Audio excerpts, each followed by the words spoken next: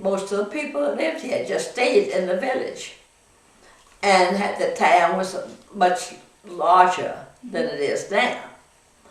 And we had 3 grocery stores, a dry goods store, a hat shop, and a dry cleaners.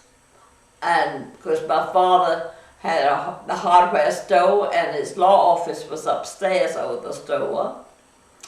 And it was, you didn't really have to leave the town to get what you needed. 2 drugstores. So, but now all that's gone.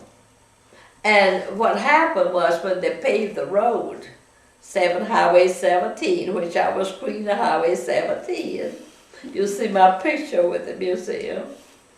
And people started going other places.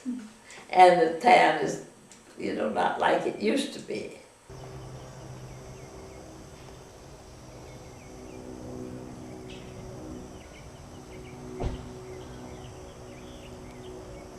Your grandmother's right, things have changed on Pinckney Street.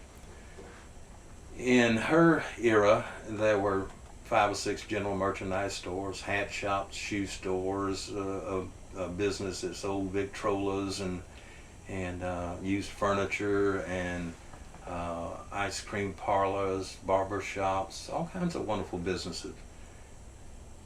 And they were all right there in that one little area. Well, today we actually have more businesses in McClellanville than your grandmother had. But they are scattered about. They're down on the water. They're seafood businesses like Livingston and Carolina Seafood and other operations there on the water.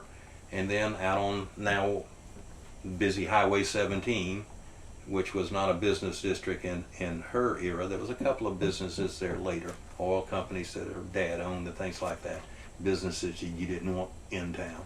But we've got businesses along there, and then we've got every store that survives on Pinckney Street today. Every building is full of something. And so we actually have more businesses than we had in her day, but they're totally different.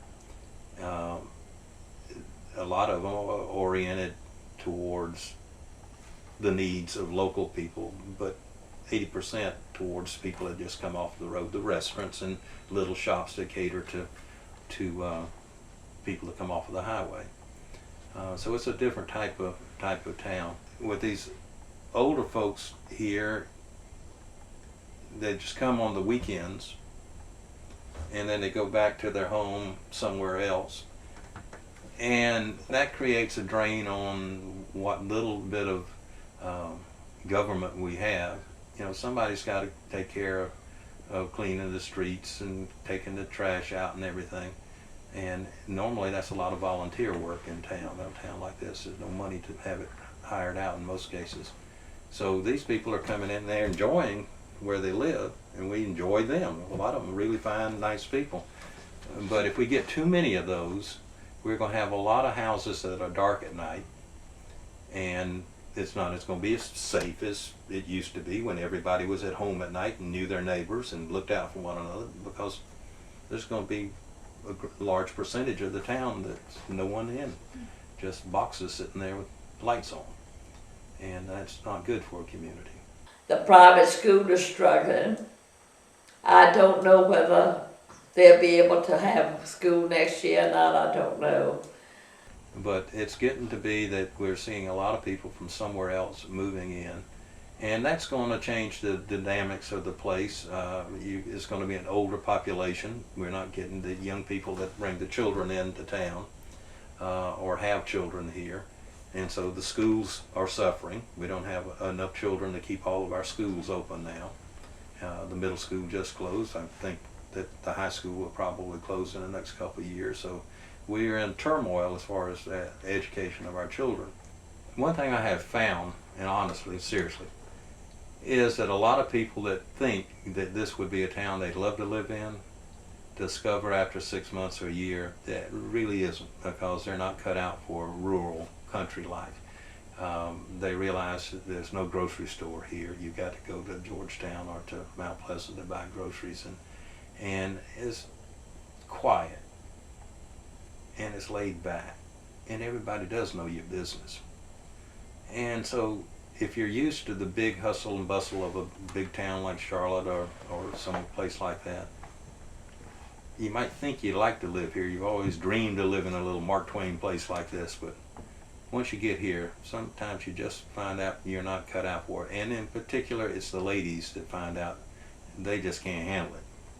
And they want to pack up and get out here. The husband loves to go fishing, and the husband likes to go hunting. That's the reason they came. But Mama wants out. And when Mama makes up her mind, they move. I hate to say it, but the recession is the best thing that happened to McClellanville.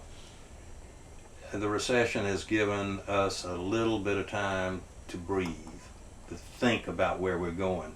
It's not good for our cousins and friends that are in the real estate and construction business. I know that.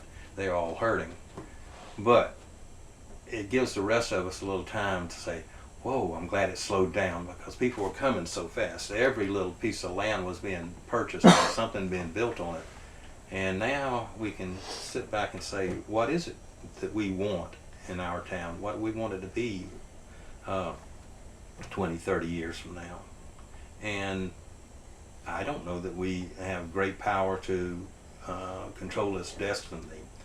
We might have the power to slow down its destiny, at best.